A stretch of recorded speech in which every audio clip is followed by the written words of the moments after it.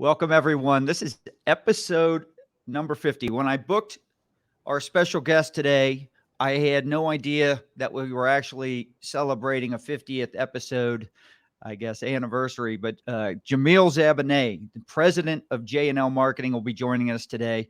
We're going to be talking about what do business owners really want from their ad budget.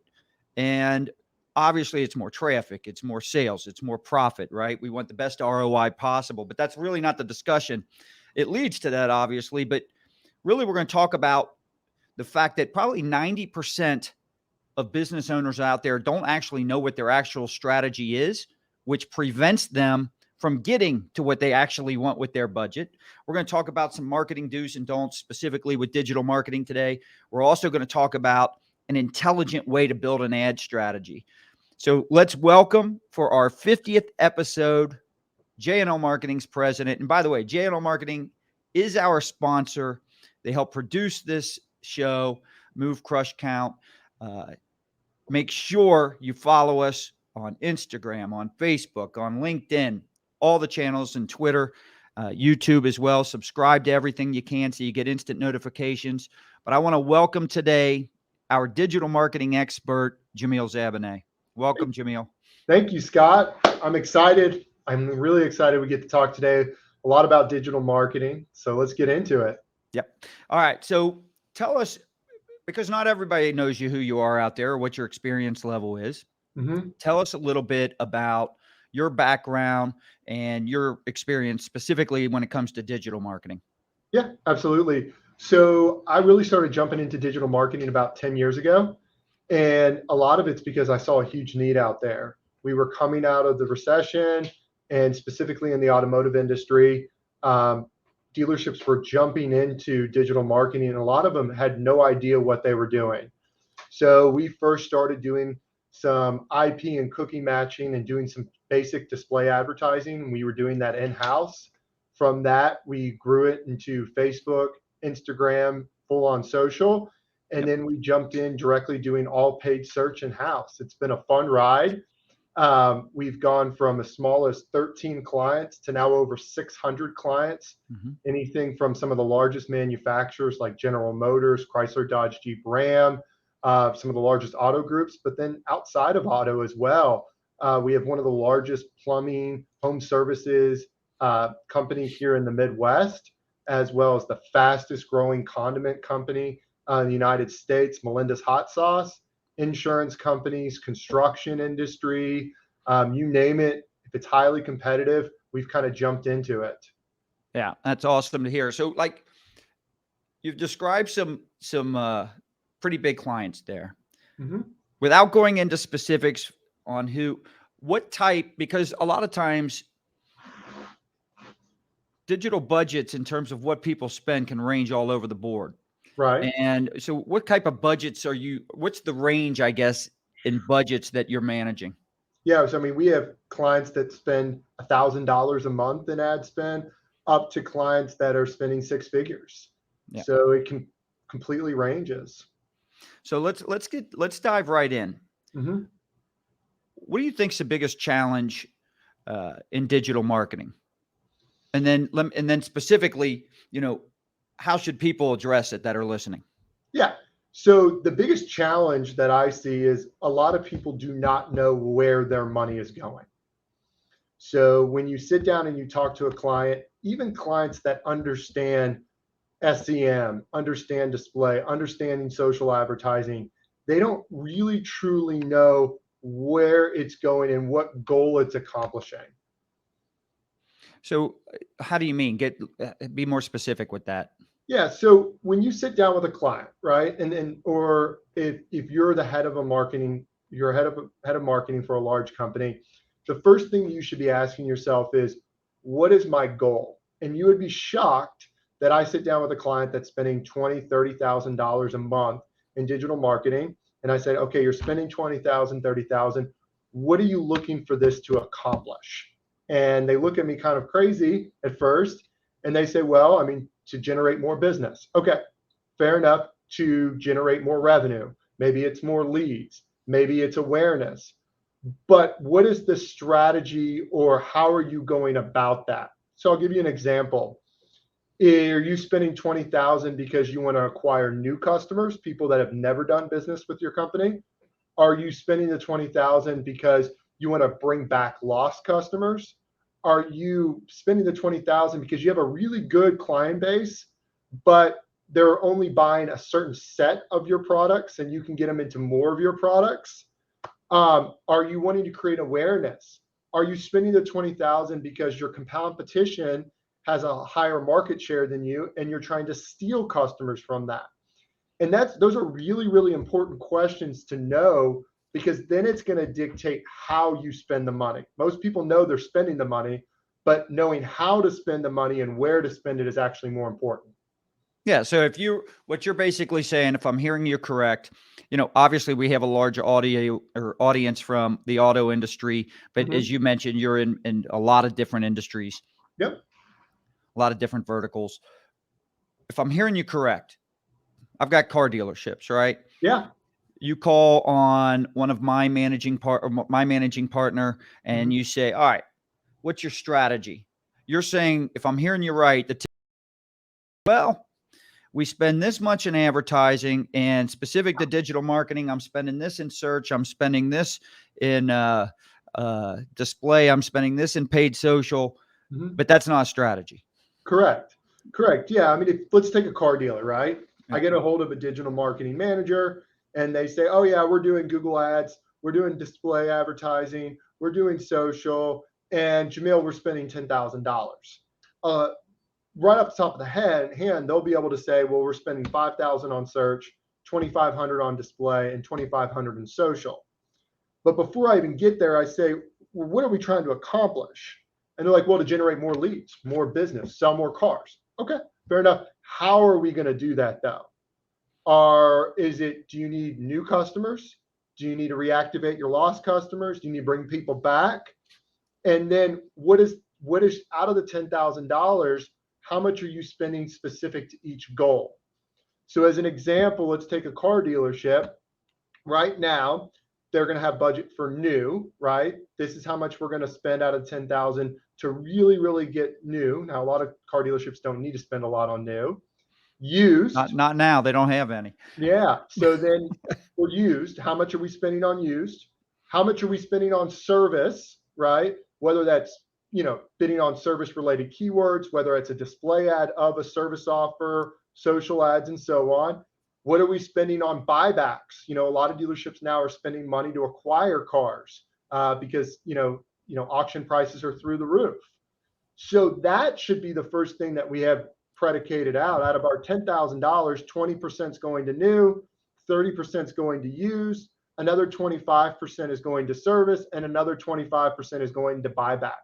And a lot of times the general managers, the owners of businesses have no clue. They just know how much they're spending, but they don't know where it's going. All right. So obviously that would be a big mistake. What other type of big mistakes do you see that are out there in relation to digital? So another mistake is, people need to ask the question, well, how does this compare to the industry benchmarks? So as an example, I'm looking over a roofing company right now, as well as a large casino.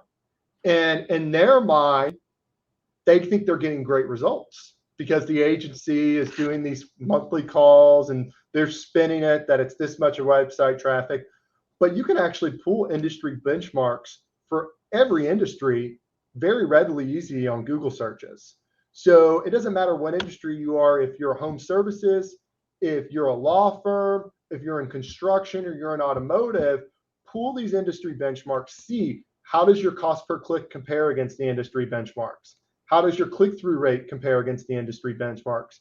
And then go back to your agency and present the information and say, hey, why am I spending $1 more per click? Now, they might be able to present it to you and explain it well because we want to be 90% top of page rate. So we're having to spend a little bit. Or in our market, keywords are more competitive. So really better understand what are our benchmarks going to be and hold your agency accountable to those benchmarks. So what do you think is the next big trend when it relates to digital? I think we're in the middle of it right now. And that's a segmentation of audiences. So what I mean by that is this. So like when I set up a campaign, I have, and I don't care what industry it is, it can be a hot sauce, is we should have a strategy for current clients of ours. So within Google, within Facebook and Instagram, you can upload offline customer list across the board. So you should have a different strategy for people that have done business with you versus people that have never done business with you. And you should be tracking and measuring the success of that. So when I set up a paid search campaign, we have a budget for previous customers and conquest customers or new customers. Same thing with display, same thing with social advertising. So let's take an insurance company. An insurance company, you might have their home policy and their auto policy, but you might make a lot more higher spiffs on if you sell life insurance. So you can take those people that are your good customers for home and auto, upload it and serve them a Facebook and Instagram ad specifically that our insurance company offers life insurance policies. That would be a different strategy if you want to go after new customers. With new customers and you're that same insurance company, it's probably easier to bring them in your funnel through an inexpensive home or auto policy. So you're going to want to have a different strategy for each segmentation. That would be one. The second would be tracking. We've all probably heard about the iOS 14.5 update. It's getting harder and harder to track conversions, or it's limiting the opportunities to track conversions.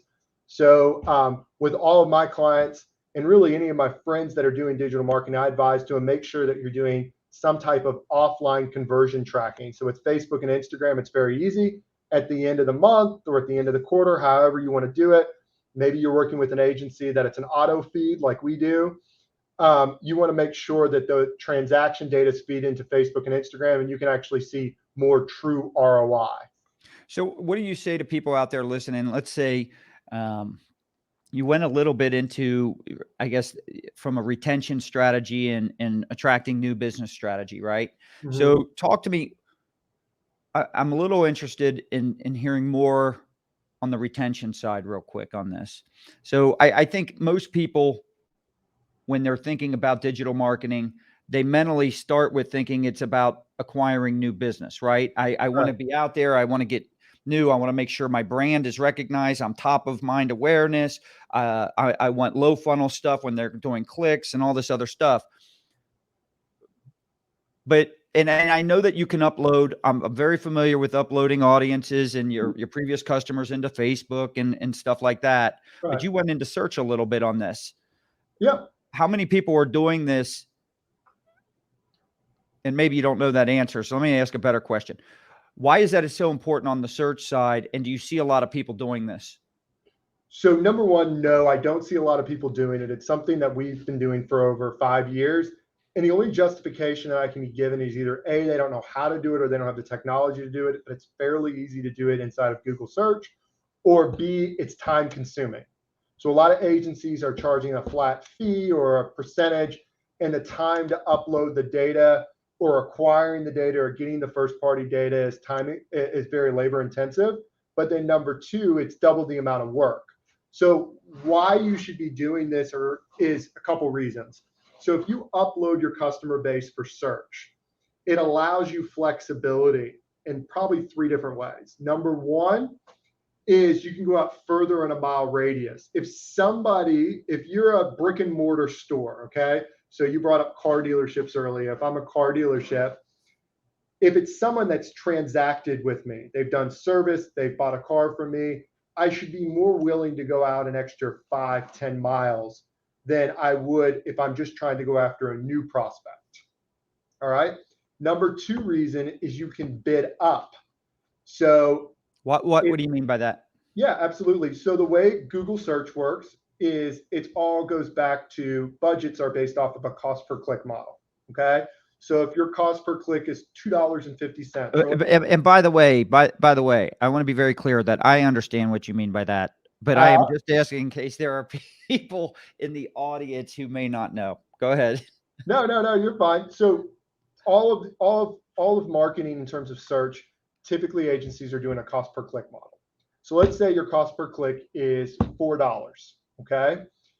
But if it's a previous customer of yours, which you know you're going to have a higher conversion rate on, most dealerships or most businesses are going to be more willing, especially if they're not typing your name in, to bid up or maybe spend $5 a click, 25% more.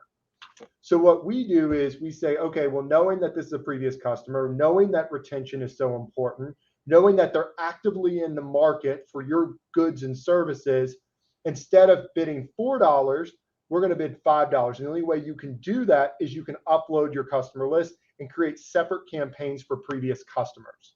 So that would be the second reason why you'd want to do it. And then the third reason, so you got mile radius, you got bid adjustments. The third reason is you can be more general with the keywords that you bid on. So for instance, maybe upper funnel keywords that potentially you would have not bid on, those might be keywords that you want to put on a previous customer campaign, knowing that you have a better shot at them because they have transacted with you. I would also think that if, for instance, if you have my data, right, and or my customers' data, and you are creating campaigns around it for whatever reason, right? Like, let's just take whether it's generic, does it, and I'm asking this actually from a curiosity standpoint. Yep. I would assume you know more about, let's say I'm the person in the database. Let's say I'm the actual customer. You know more about me than, say, a competitor. Does it allow you to be more relevant in the ads? Oh, absolutely. So in the auto industry, one strategy that some people are doing are lease returns. So, we can pull people ahead now 6 months, 9 months, 12 months, because the car values have gone up significantly. And these are people that maybe want to get out of these cars. Yeah. So if I can just pull off everybody, if I'm in a heavy lease market like the Northeast, and I want to look at anybody that has a lease expiring in the next 12 months, I can take that offline list, I can upload it, and I can serve targeted digital ads that specifically talk about bringing back your lease inside of 12 months. And just by chance, I'm a consumer that has a lease that's expiring in 11 months. And by the way, there's a lesson out here for all the people listening that are potentially in their last year of their lease. In today's environment, please make sure you do not let that lease expire and just turn it in. You're much better off, because you probably leased that anywhere from 2 to 4 years ago. You're much better off paying it off and selling it or trading it in right now with the way the values are. So there's a lot of used cars right now selling for more than new. So make sure you take advantage of that. Do not just turn your lease back in. You're not doing anybody any favors except for the lending institute, the finance institution that leased it. What we had, and this goes to a little bit about what Jack Doyle was just saying. He said a lack of innovation, and I forget, he said this earlier on, and I've left this comment up here: a lack of innovation and inventiveness. Too many companies playing it safe. How do you respond to something like that comment from Jack? Oh, I mean, if you're talking about the automotive industry, 100% agree. This is the time to take risk. I mean, in the last 2 years, our client base has grown about by 700%. And one of the biggest reasons is a lot of dealerships were scared to switch agencies or scared to try something new because, they were selling this amount of new cars. Well, now that there's inventory shortage, a lot of dealerships feel like, well, if I don't do any digital marketing this month, I potentially might sell a similar amount of cars. So this is the opportunity to reinvent yourself. This is kind of why I was saying earlier on, the biggest mistake is you got to know where your money's going, because it's unfortunate. A lot of clients that we take over, it's the same strategy where they're spending the money and how they're spending it that they had 2 or 3 years ago pre-COVID, and a lot's changed since then. I wish we could have either some dealers or general managers. I wish we could put them in the hot seat right now. I should have asked some other people on there, but normally Move, Crush, Count, we have one person we're interviewing. So, but on some of these live shows that we're doing now, that'll end up on the podcast, I need to bring in a panel, because I would love to put a general manager or dealer in the hot seat. Because damn well, if we just ask them, hey, do you know where your money's being sent? Most of them are going to say, oh, yeah, absolutely. And then if we ask them, they're going to go right back to what you're saying. Yep, I'm spending 5,000 in paid search or 3,000 in paid search. I've got this much in display. I'm doing this much here. I'm doing this much there. I've got doing this for SEO, whatever it would be. But once your point is that's not the strategy. That's just an allocation of budget, and which is why I've titled this show, what do business owners really want from their ad budget? And it's not really about the budget. It's really about the results they're trying to achieve. And it's not based on, it has to first start with the strategy that you're talking about, if I'm hearing you right. In other words, what are our goals? What is it that we're trying to accomplish? Well, right now, I've got 3 dealerships. One of them has 4 cars on the lot, new cars. All right. Now, business is great. I joke around with my partner all the time. I hope inventory never returns, but the reality is, all right, we need cars. Mm-hmm. And so, I was on a great show yesterday with Jim Ziegler, the Alpha Dog, and we were talking about, should dealers continue to advertise right now? They have no inventory. They're all making record profits. But the reality is absolutely, because what you have to do is market share. The easiest time to gain market share is when everybody else is pulling back.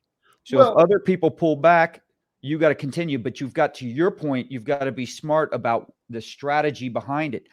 Maybe you put a heavier emphasis on acquiring more vehicles. Maybe right now with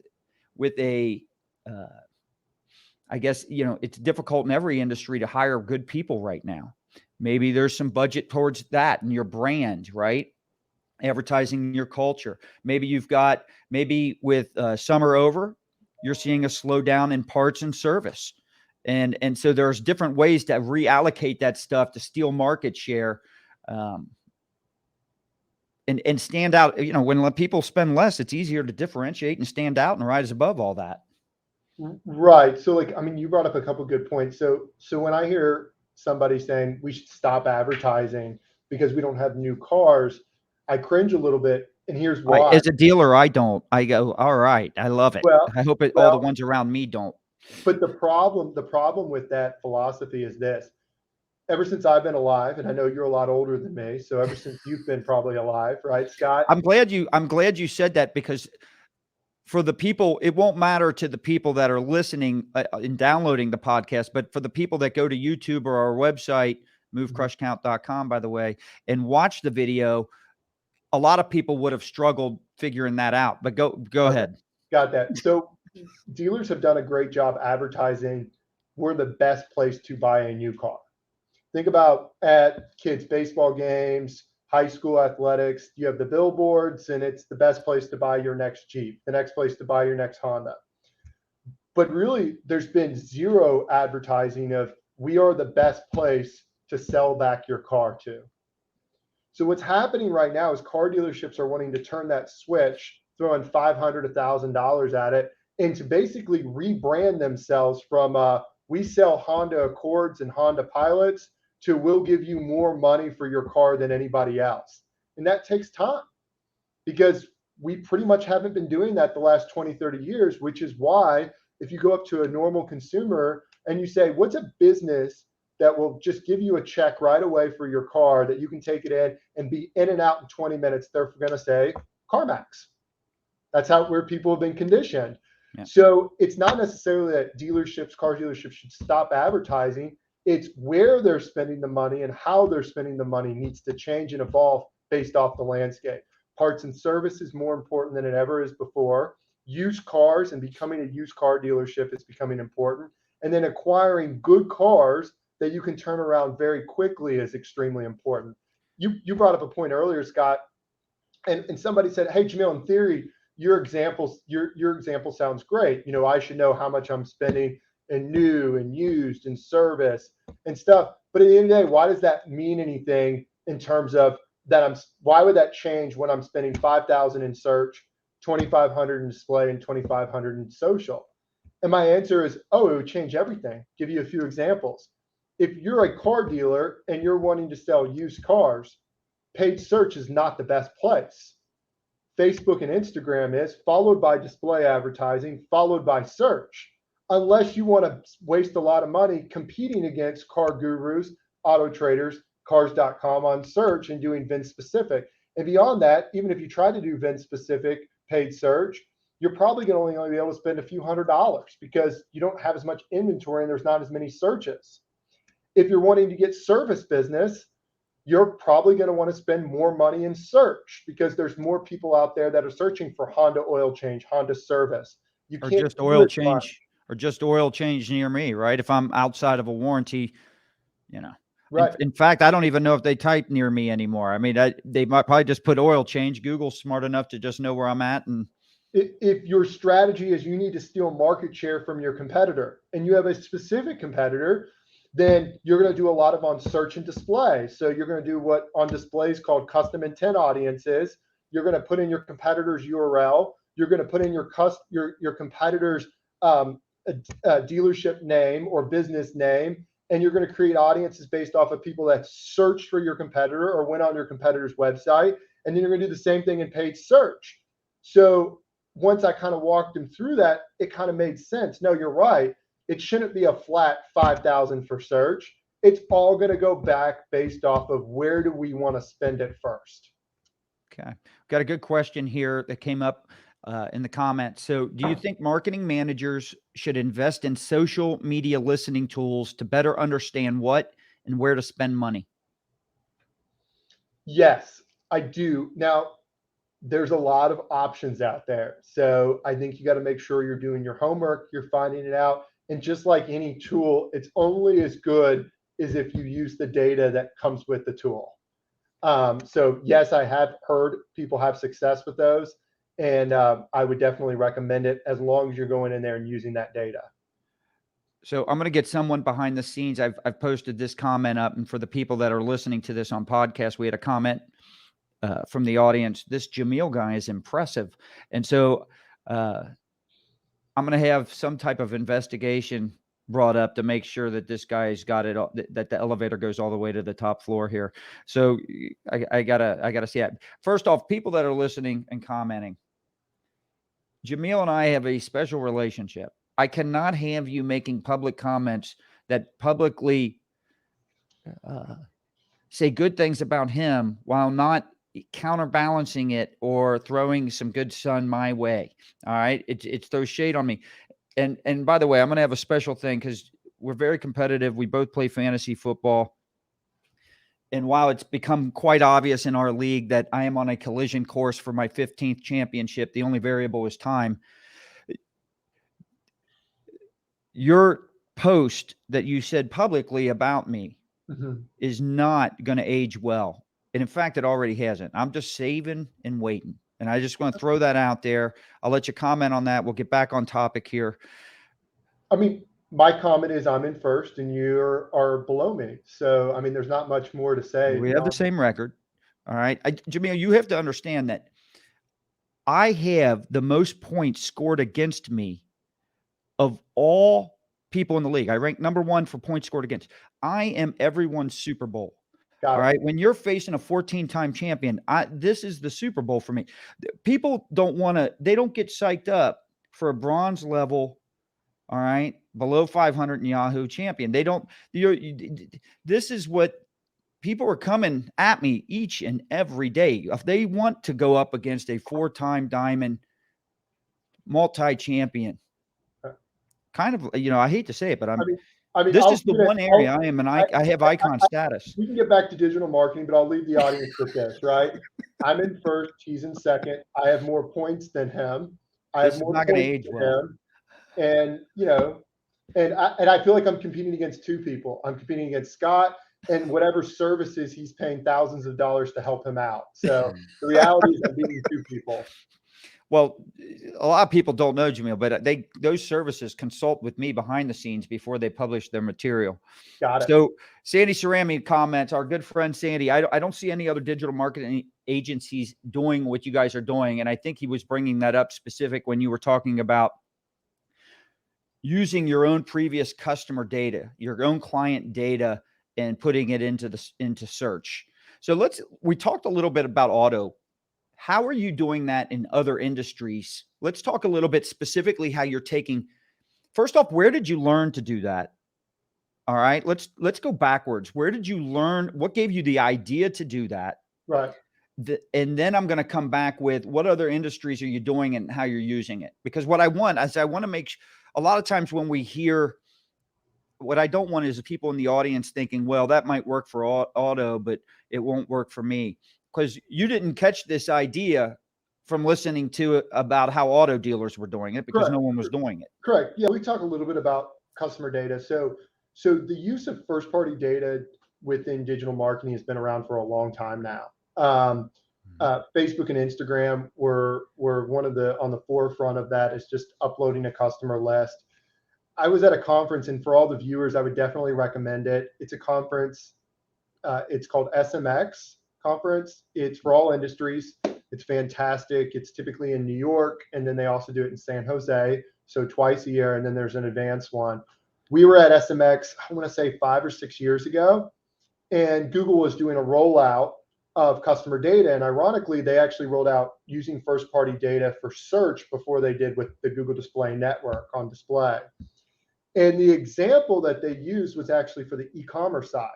So they were saying, hey guys, for the e-commerce side, we've rolled out using first-party data for paid search.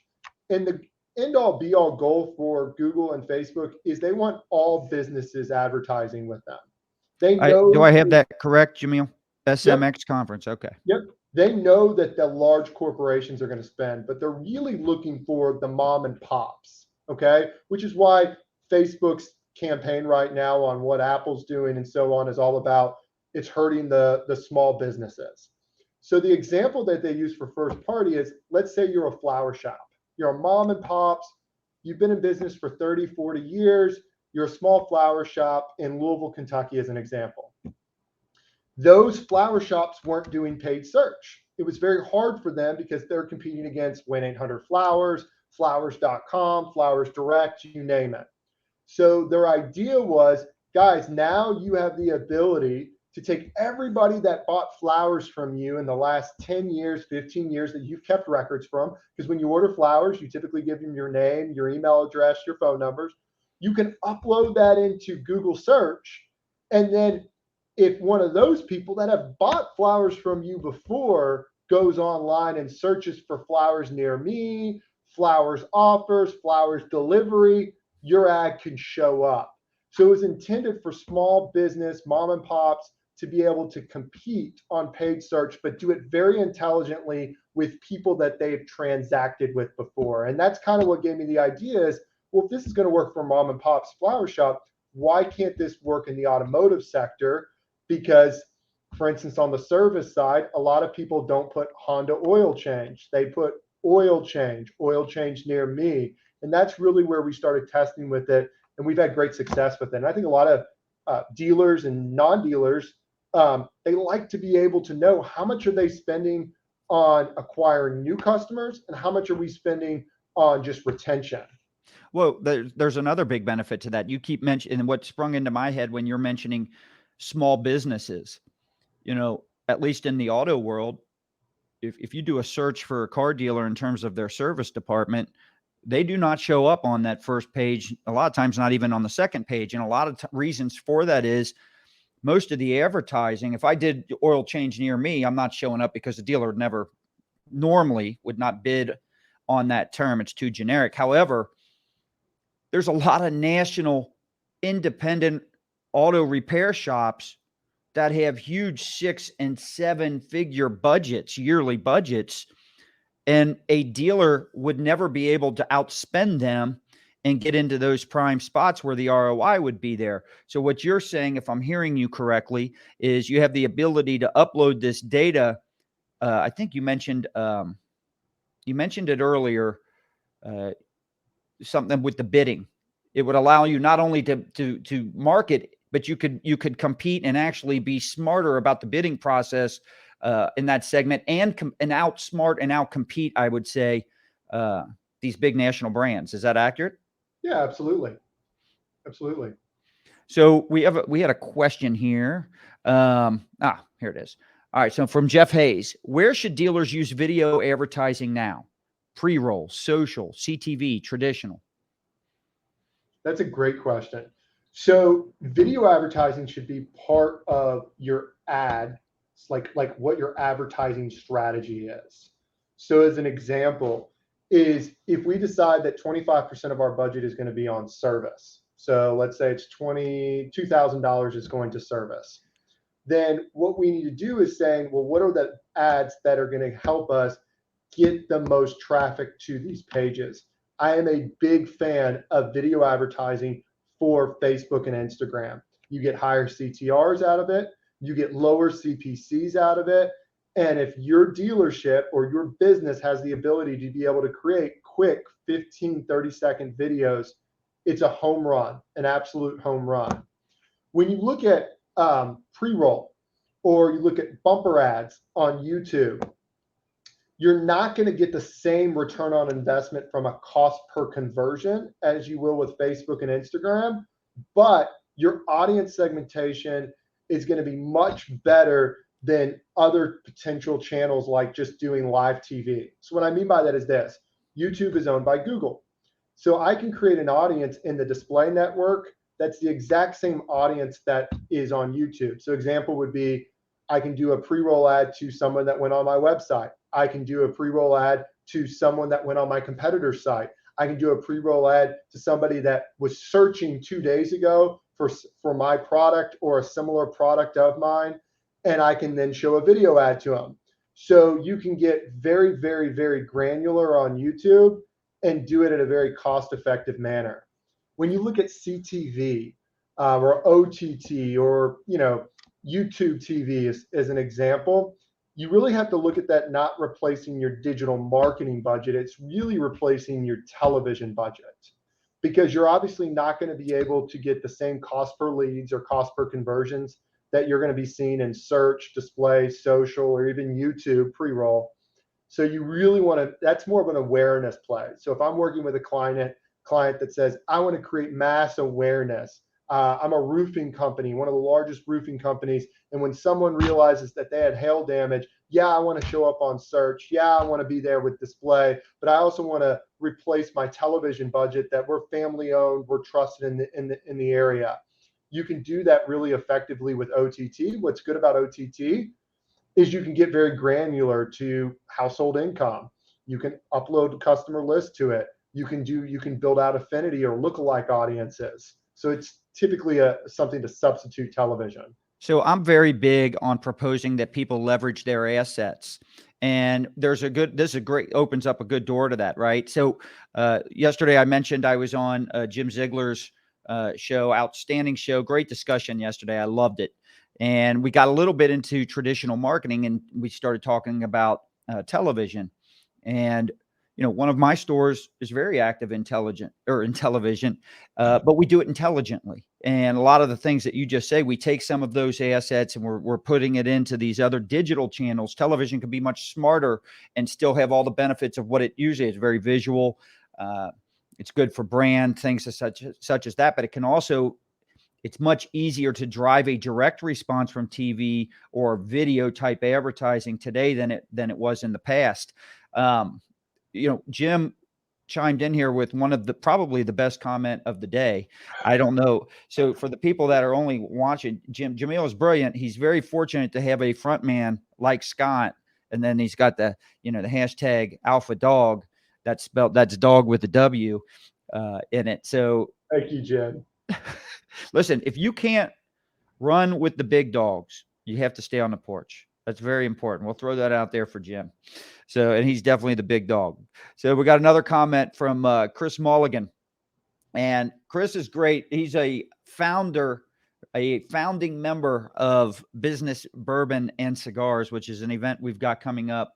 As good as they get. So Chris is a client of yours. Yep. Correct? Yes, he is. So are you doing all these stuff? Are you doing this stuff for Chris? We are. Good. And I should say Chris is a client of mine as well. So full disclosure of that. But that gives us a little bit of a segue. We'll talk a little bit about Business Bourbon and Cigars. So that's an event we've got coming up. And I've got the address. If you're a general manager, if you're a dealer, if you are a fixed ops director, this is an event that you want to attend because it is a true mastermind event. We'll take, like, for instance, I love bringing this up. Adam Aarons was at the last one, and it was a week prior, and Adam had a couple people. I think he had a general manager get really sick, or there was something that was going to cause him to have to stay in the office, and he was concerned about missing time and coming out for the event. And he goes, "What's the agenda again? I need to see this agenda because I got to be able to justify this." And I sent this to him. But after the first topic, which, 6 months ago, if we weren't talking about how to fix the challenge of inventory, right, it would have been a disservice to everyone. And so we brought up the challenge. Our goal is for all the mastermind groups, they all had to pretend, the different tables had to pretend they were working as one dealership. And their goal was to become best in class in sales and profit in spite of the inventory issue, right? And so we had outstanding solutions come up. Some were very breakthrough, some very innovative. I was talking to Adam afterwards. He goes, this one session will make me six figures. It makes it much more value or worth every penny for me to be missing a week. So, and he didn't have to miss a week. It's just a couple of days, but dealers like to exaggerate. We all like to exaggerate a little bit, but I thought that was a great testimonial from him. It made me feel really good because to come out of the gate like that. But I mean, you are working with the best of the best. It is not a bunch of people standing up, giving pitches, trying to sell you stuff. We have sponsors, but they are working hand in hand with you to come up with solutions, because a lot of these vendors and sponsors have been exposed to some of the best dealers in the country. And they're seeing what people are doing, and you start merging some of these great ideas together. And lo and behold, people come out of these things with something 10 times better than what's already being done. So it's outstanding. The repeat attendee and participation is outstanding as well, which I think speaks well to the value of it. So, Chris, I'm glad you commented. I want to say thank you to that, because that event's coming up February 1st through the 3rd. We're at the Hyatt Resort and Spa down in Hyatt at Coconut Point Resort and Spa down in Bonita Springs, Florida, February 1st and through the 3rd. So getting back to digital marketing. Mm-hmm. So you've kind of discussed your approach to it. Let's just say I'm a client coming to you. Mm-hmm. All right. What do you think? Let's help some digital agencies that are out there a little bit. All right. Yeah. What do you think some of their biggest challenges are? What do you see some of the tough spots that they might be running into? You probably run into it as well, trying to call on customers. What's the biggest challenge agencies face? So in terms of getting clients signed up, getting new business, getting new business. Well, I mean, I think it goes back to, unfortunately, a lot of the people that we're talking to don't fully understand what they're getting, right? They maybe understand that this is what my ad spend is, this is what my management fee is, but they truly don't know what is their return on investment. The one thing that I've been helping a lot of clients outside of automotive do is they know enough to be dangerous. So they know how to pull their search keyword report, example in search. It's a report that you should be looking at if you're a business owner, you're responsible for that digital marketing budget, is pulling that search keyword report. In there, you're going to see a lot of wasted spend. So you're going to be able to search by all the keywords. You're going to see which keywords performed well, which ones didn't. Are we continually spending the same amount of money month over month, quarter over quarter? Where should we be spending more money? Are there adjustments that are being made to our negative keyword list? So for instance, if you pull a search keyword report and you have all these keywords that are not performing very well, and it was over a 90-day period, they should become what we call as our negative keywords. Is that list getting updated? A lot of times with the agencies, it's a lack of management. It's, what are the safeguards that they have in place, that it's not relying on one person, their one analyst, because then you run into this issue where if you get a bad analyst, then your count goes down. And it's a lot like a financial advisor where, the advisor can make a difference. The company's a good company, but the advisor makes a difference. So what we've done is we put a lot of safeguards in place where management, upper management, we can see how all of our accounts are performing, and we can jump in and be able to make those changes to the accounts that maybe are struggling. Where have you seen with, like, say, inventory? Yesterday on Jim's show, the topic was, should dealers or should clients and this goes for anybody. The question was raised, should dealers, because Jim's audience is auto dealers, Right. specific, should auto dealers be advertising or marketing right now? And if so, when and where and how, right? But he was asking that because of the inventory challenge. Mm-hmm. And so the auto industry is not the only industry struggling right now in inventory.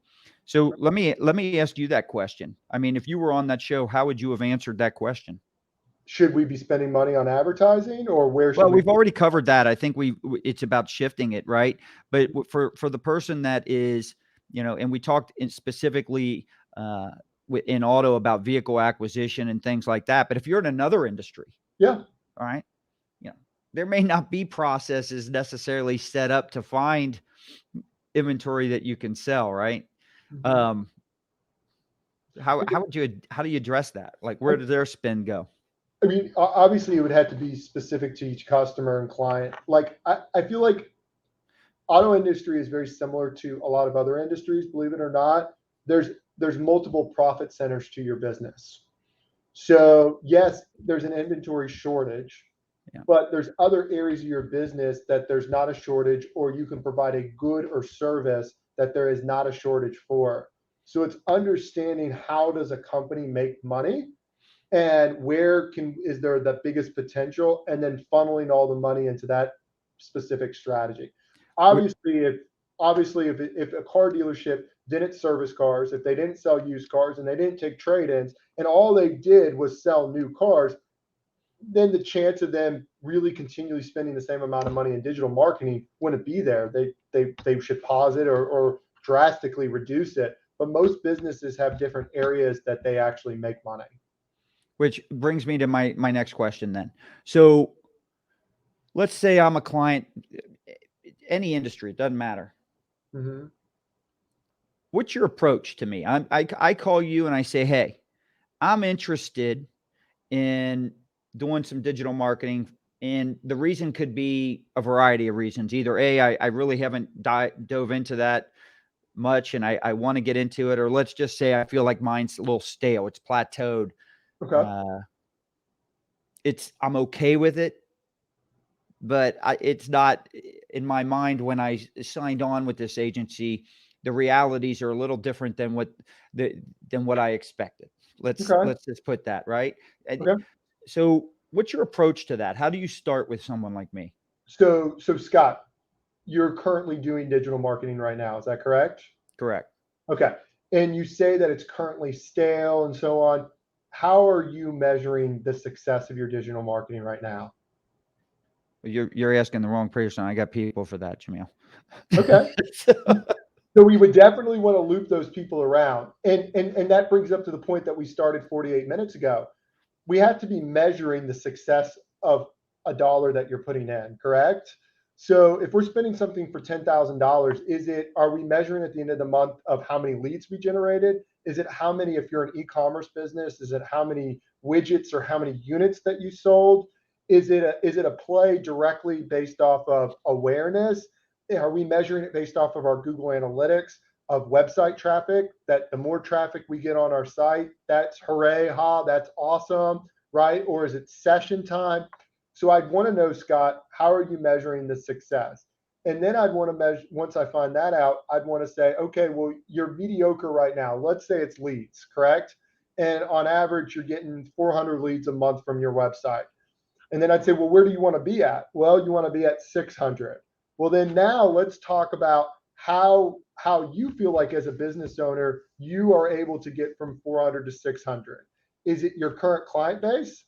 Do you feel like you've tapped that client base out and we need to go get new customers? Do you feel like that your number of leads on your website's gone from 600 to 400 because there's a new game in town that is stealing market share from you? I would want to review over how you're spending your digital marketing, because if you're spending $5,000 and it's not going to lead generation, it's going to awareness. Let's say 80% of your budget is being spent on display, then we have some answers from that. So it's really truly diving in, being able to ask the right questions to be able to formulate, hey, I can either help you or I can't. Like, I'm very transparent with people that after I look at it and say, hey, you have unrealistic expectations, or no, you have really realistic expectations, your strategy is just flawed, or the agency you're using is dropping the ball. It's smoke and mirrors. Half of your spend is going to things that would never even convert. It doesn't even make sense logically why they'd even spend money in that area. So I'm a big believer in focus on yourself, worry about what your customers want or will want, and put the blinders on in that sense. Don't worry about what your competitors are doing and this and that. However, in marketing and advertising, it is important to understand how they're marketing, right? You got to know what your advantages and disadvantages are. Do you spend a lot of time finding out what your clients' competitors are actually doing? Absolutely. You should do that before you even launch or spend a dollar. So what should happen before you go live with any campaign is you should do a quick competitive analysis, and your agency should be able to do that for you. There's a ton of free and paid solutions that you can use. So like in search, you have everything from Search Monitor to iSpionage to SEMrush. It allows you to have a good baseline of who's spending money in your market, what keywords that are they bidding on, specifically what does their actual ads look like, where are the landing pages that they're taking them to. For social advertising, you can just use the Facebook ads library. Just type in Google Facebook's ads library. You can see all the ads that they're running. And a lot of it's because you want to see what they're advertising, correct? You want to Yep. know if you're a plumber, you want to know, well, if you have three major competitors, are they acquiring new customers because they're doing a $39.99 special, right? Or they're doing a free quote special, correct? So I would definitely do an online analysis. And then in some industries, you can do an offline analysis. Like in auto, we do an offline analysis with our partner IHS Polk, where we look at what's selling, what's not selling, who's stealing market share from you, to be able to decide, well, what markets do we need to even take a little bit of a closer look at? So let me ask you this question. So if I'm a client and I want, do I have to be a client before I get this?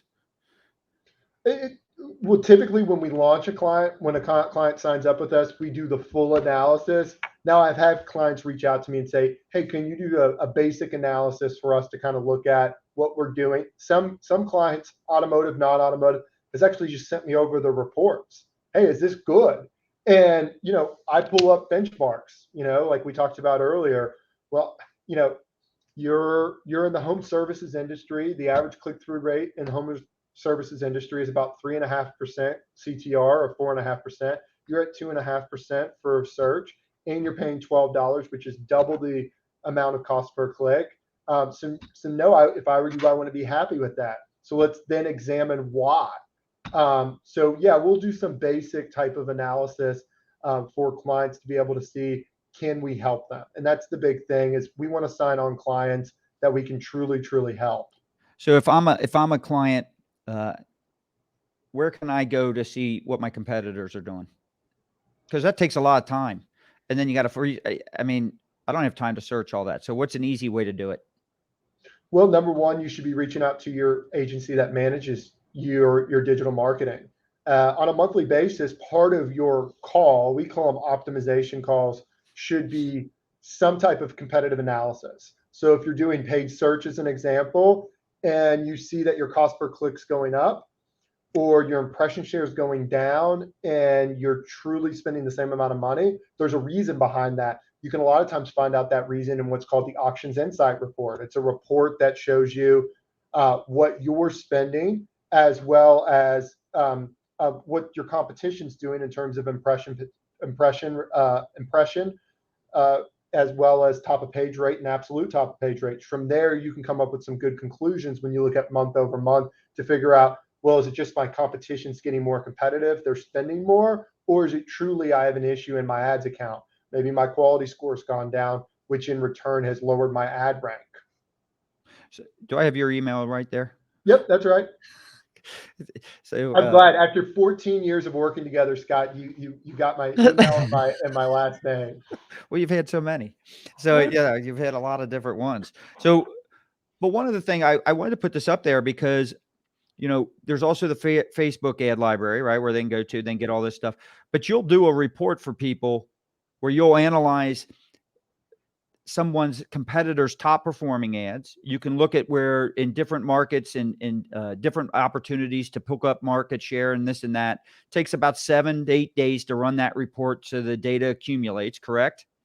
Yeah, I mean, and I guess because you're technically my boss, Scott, you're signing me up for this. So I will say, yes, for today's listeners, I will do the competitive analysis. Typically, that's done by somebody else on our team.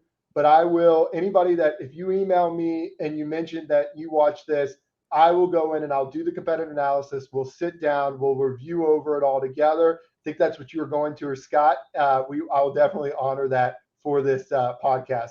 It's your 50th podcast, so I might as well do something nice.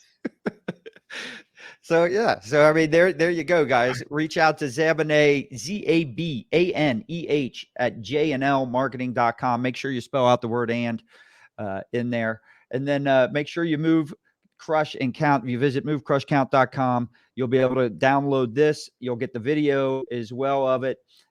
So make sure you subscribe, though. That way you get notifications of all the upcoming and new episodes as well. So I want to thank Jamil. Jamil, do you have anything? Because you dropped a lot here. Yeah. And so I want people, hopefully, if they didn't catch things the first time, to go back, because you gave a lot of specifics on what people can do. And even if they're working with a different agency or something like that, these are questions that can raise that can have an immediate impact in the positive for their results, right? So make sure you do that. But what closing thoughts do you have? My only closing thought is kind of how we started off. Know where your money's going, right? Know exactly what sectors of the business and how much you're spending. Care a little bit less about the channels, because at the end of the day, you're holding your agency accountable for whether it's leads or revenue. The channels are less important, but knowing where the money's going into what areas of your business is more important, because at the end of the day, if you're spending a lot of money or most of your advertising budget in a certain area of your business, and over the last 6 months, that area of business has been flat or it's gone down, chances are that strategy is not working or there's other things going on. So understand really where that money's going would be my big suggestion for today. All right. Outstanding. I want to thank Jamil Zabeneh, president of JNL Marketing, for coming on our 50th episode of Move Crush Count. As I said, follow us on Facebook, Twitter, LinkedIn,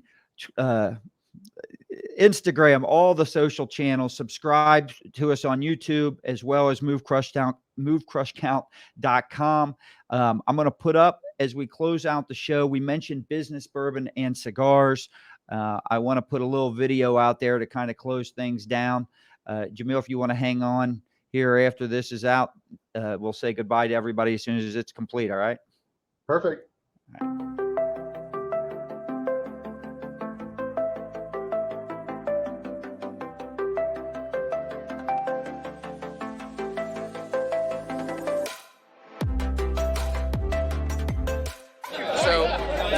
Coming here, I was looking at some of the subject matter, and I was like, I don't know I'm going to get a lot out of this. In the first session this morning about inventory, it made my 3 days worth the trip. I love being around like-minded people, but most importantly, I want to develop a relationship with industry professionals that I truly respect. I love their knowledge, what they can bring to the table.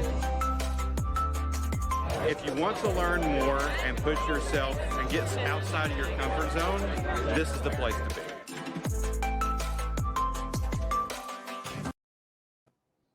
All right. So we'll say goodbye on that note. Once again, follow us on movecrush.com. If you go to jnlmarketing.com, you can also find under the experiences our business bourbon and cigars.